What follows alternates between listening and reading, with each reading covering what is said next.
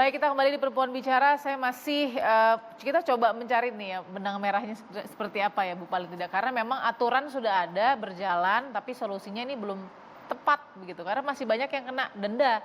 Walaupun tadi Bu Fadila bilang kan mungkin Pak Dirut informasinya kata Profesor Gufron, memang perpres itu ada tapi belum pernah ada yang didenda kok Bu. Nah, ini ada Bu. Ternyata saya sekarang Ternyata ada ketemu yang didenda. Ibu Yun dan Mbak Caca didenda gitu ya. Oke, saya ke Pak Iqbal dulu. Pak Iqbal mungkin tadi masih ingat ya Pak, bagaimana ya Pak kira-kira solusi sebagai pelaksanaan di BPJS? Tentunya tidak mudah, tapi apa yang bisa diberikan harapannya kepada peserta BPJS juga gitu Pak? Silakan Pak Iqbal. Ya, pertama harus ditegaskan bahwa denda pelayanan bukan sumber pendapatan BPJS Kesehatan. Itu bagian untuk melakukan disiplin. Peserta bisa memilih kelas yang sesuai dengan kemampuannya. Jika tidak mampu, negara sudah menerapkan solusinya. Kita juga jangan suka lupa sejarah ya, ketika BPJS Kesehatan itu berdarah-darah karena antara iuran yang dikumpulkan tidak sebanding dengan pembiayaan yang harus dibayarkan. Pemerintah melalui Perpres 75 tahun 2019, perubahan pertama tentang Perpres 82 tahun 2018, kemudian dilakukan gugatan oleh teman-teman dari komunitas pasien cuci darah, lalu pemerintah mengeluarkan lagi Perpres 64 tahun 2020 untuk mengatasi persoalan. Ya. Ini tahun ke-9 program JKN ya, kalau mau melihat data, boleh kita kasihkan bahwa utilisasi pelayanan kesehatan yang dijamin oleh BPJS Kesehatan tidak pernah menurun. Pandemi kemarin memang ada efek ya ketika orang menjadi lebih enggan ke rumah sakit dan yang lain. Tetapi BPJS Kesehatan bersiap untuk melakukan penjaminan dengan seoptimal mungkin dan berusaha agar pembiayaan berjalan dengan teratur. Iuran dikumpulkan dari semua orang. Kalau dia tidak miskin dan tidak mampu, tidak hanya tidak miskin, tapi tidak mampu, itu dijamin oleh pemerintah. Lalu kontribusi iuran dari semua pihak menjadi blended ketika iuran itu digunakan untuk pembiayaan. Alhamdulillah BPJS Kesehatan saat ini sudah dalam kondisi baik-baik saja. Dan itu peluang untuk meningkatkan mutu layanan, jangan diganggu dengan hal-hal yang sebetulnya gimmick-gimmick saja sebetulnya, yang memang solusi untuk permasalahan yang dikemukakan itu bisa diatasi dengan lebih mudah, dengan terukur dan yang lain. Dan kami percaya dengan kementerian terkait yang berusaha untuk terus melakukan perbaikan, termasuk bagaimana nanti BPJS Kesehatan melakukan pembayaran dengan layaknya kepada fasilitas kesehatan sehingga pelayanan kepada peserta menjadi lebih baik. Oke. BPJS Kesehatan menjadi lebih banyak duit tidak bagus juga. Baik. Karena itu jadi Pak Iqbal, uangnya peserta. Mohon maaf, jadi denda ini akan tetap diberlakukan ya Pak ya? Ya, kita tentu harus tunduk pada aturan main ya. Karena denda pelayanan itu tidak hanya terjadi 2022 ya. Coba lihat di Perpres 82 2018 itu ada denda pelayanan juga. Oke. Jadi sejarahnya sudah panjang, kenapa kok ada denda pelayanan ini? Karena bagian untuk mengedukasi masyarakat untuk bisa tertib membayar.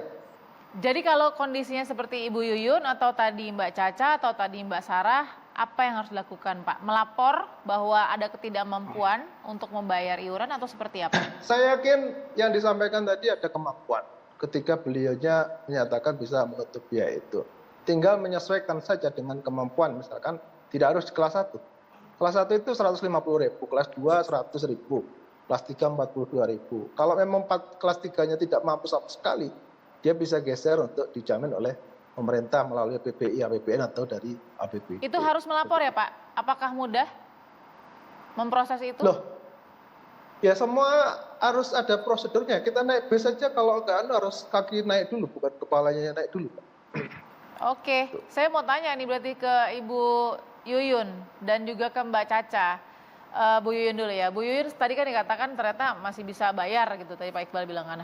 Dari hatinya Bu Yuyun sebenarnya bisa bayar atau enggak Bu sebenarnya sebagai peserta BPJS? Untuk saat ini. Dari kantong sendiri ya Bu ya, bukan pinjam kiri kanan saat ini. Iya. Kalau karena sekarang nggak menumpuk, kalau dulu memang bukannya nggak disiplin ya untuk sampai 5 tahun nggak bayar itu memang karena nggak ada uang gitu kan. Nggak ada uang, daripada saya bayar BPJS dulu lebih baik saya makan dulu gitu kan, yang diutamain gitu kan. Kalau untuk saat ini karena udah dibayar ya saya mampu dan saya mungkin bisa disiplin kalau untuk saat ini. Jadi ya. Jadi mampunya dengan kantong sendiri atau akan kantong sendiri. Begitu. Ya. Oke baik, saya mau dengar dari Mbak Caca. Mbak Caca, Ini dari hati yang paling dalam nih Pak, saya ingin tahu nih Mbak Caca dengan kondisi seperti ini, apalagi Ibu pasti akan bolak-balik kontrol ya Mbak Caca ya. Apakah mampu atau tidak nih untuk terus mengikuti peraturan dari BPJS, silakan. Ya kalau untuk sekarang insya Allah masih mampu, memang karena kemarin kondisi memang tidak bisa Mbak, karena tidak bisa berwirausaha, Iya. terus terlanjur menunggak. Sebenarnya juga masih banyak yang lebih penting, yang lebih didulukan, ya sama seperti Bu Yuyun, lebih dipentingkan dulu makan Mbak. Makanya karena terdesak ya ibu harus tindakan operasi, makanya harus bayar. Cuman yang memang paling mengecewakan sih pada saat itu denda, karena harus dibayar saat itu juga sih paling Mbak. Baik, terakhir saya mau dengar dari Ibu Fadila dan juga Bu Kurniasi. Ibu Fadila, solusinya Bu Fadila apa yang bisa kita lakukan di sini memperbaiki ini? Ya ini adalah sebetulnya BPJS itu salah satu bagaimana caranya kita berbangsa dan bernegara Ya. dalam melindungi rakyat kita dari bencana kesehatan. Oke. Jadi supaya rakyat kita sehat, kalau sehat itu negara akan kuat dan sebagainya. Betul. Nah ini suatu pelajaran yang sangat berharga bahwa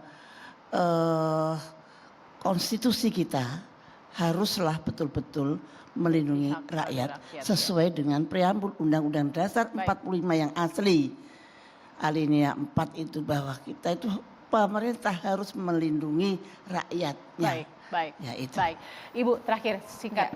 Pasal 34 Undang-Undang Dasar Negara Republik Indonesia tahun 1945 mengatakan bahwa fakir miskin harus dipelihara oleh negara. Saya rasa ketidakmampuan membayar ini kan pasti karena memang ability to pay-nya sedang tidak baik dan ekonominya sedang tidak baik. Jadi memang harus ada solusi dan kebijakan khusus untuk masyarakat tidak mampu. Apakah itu dalam bentuk relaksasi Ya. untuk membayar sanksinya dan iuran BPJS relaksasi sampai benar-benar mampu gitu ya.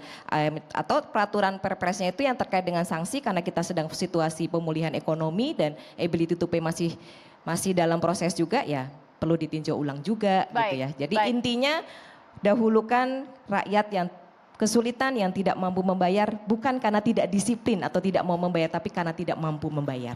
Terima kasih Ibu Kurniasi, terima kasih Ibu, terima kasih juga Ibu Fadila, terima kasih juga Ibu Yuyun, Mbak Caca, tadi ada Mbak Sarah juga yang menelpon dan Pak Iqbal. Terima kasih sudah memberikan informasi dan analisanya, mudah-mudahan ada perbaikan baik dari pihak BPJS dan juga masyarakat sebagai peserta BPJS.